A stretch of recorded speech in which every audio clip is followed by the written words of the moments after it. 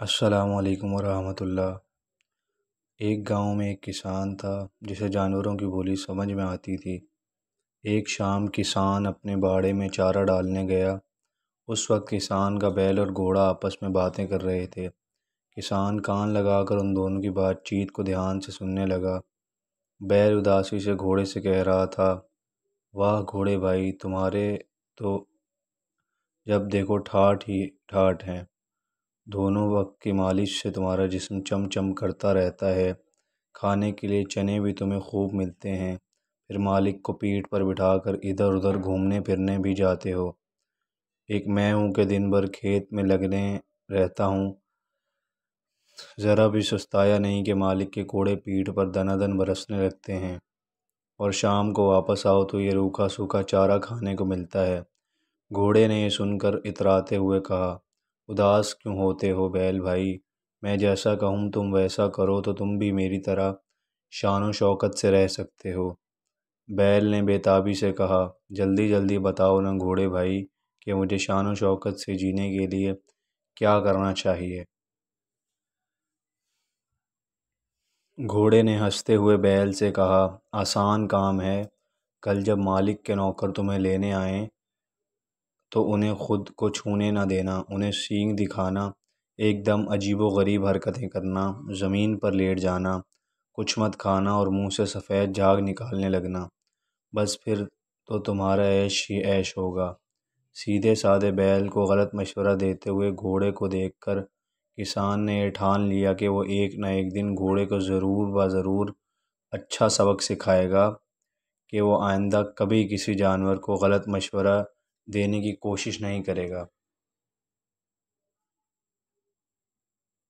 دوسرے دن جب کسان کے نوکر بیل کو لینے کے لیے گئے تو بیل نے گھوڑے کے دیے ہوئے غلط مشورے پر عمل کرتے ہوئے ایسی ادھم مچائی کہ نوکروں کے چھکے چھوٹ گئے اور وہ ڈر کر بھاگے بھاگے کسان کے پاس پہنچے اور سارا ماجرا کہہ سنایا۔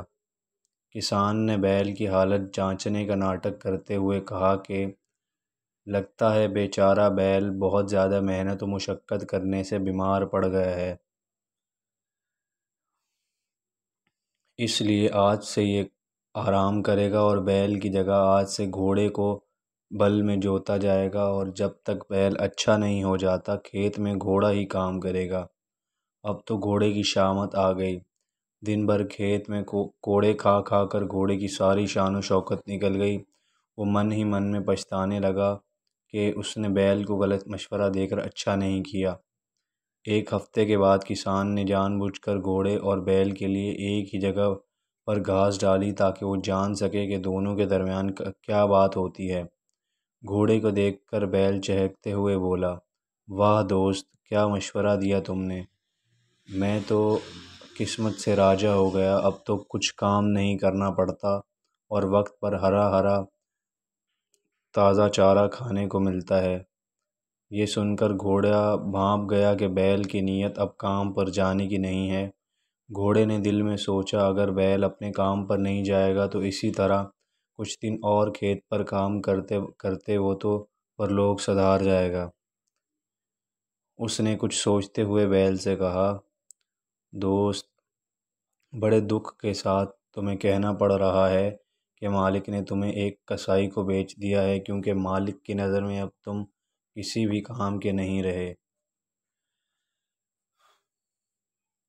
یہ دیکھ بھال اور دو وقت کا ہرا بھرا چارہ اس لیے دیا جا رہا ہے کہ تم صحت مند ہو جاؤ اور کسائی سے اس حساب سے اچھی رقم وصول کی جا سکے۔ یہ سنتے ہی بیل سوکھے پتے کی طرح تھر تھر کانپنے لگا اور گھبراتے ہوئے اس نے گھوڑے سے کہا کہ گھوڑے بھائی، اب تم ہی مجھے بچانے کی کوئی ترکیب نکالو، میں اس طرح ناٹک کر کے مرنا نہیں چاہتا ہوں۔ گھوڑے نے تیر نشانے پر لگتا دیکھ کر کہا، کل سے بیمار ہونے کا ناٹک مت کرنا، مالک کو تم بھلے چنگے لگو گے تو وہ تمہیں نہیں بیچے گا۔ گھوڑے کی چالاکی دیکھ کر کسان زور سے ہنس پڑا۔ دوسرے دن بیل کو بھلا چنگا دیکھ کر کسان نے اسے پھر سے کھیت پر بلوایا اور گھوڑے نے ہمیشہ کے لیے کان پکڑ لیے کہ اب کسی بھی جانور کو غلط مشورہ نہیں دے گا۔ تو اگر آپ سب کو یہ ویڈیو پسند آئی ہے تو ویڈیو کو لائک اور شیئر ضرور کر دیں۔ اور اگر آپ چینل پر نئے ہوں تو چینل کو سبسکرائب کر دیں۔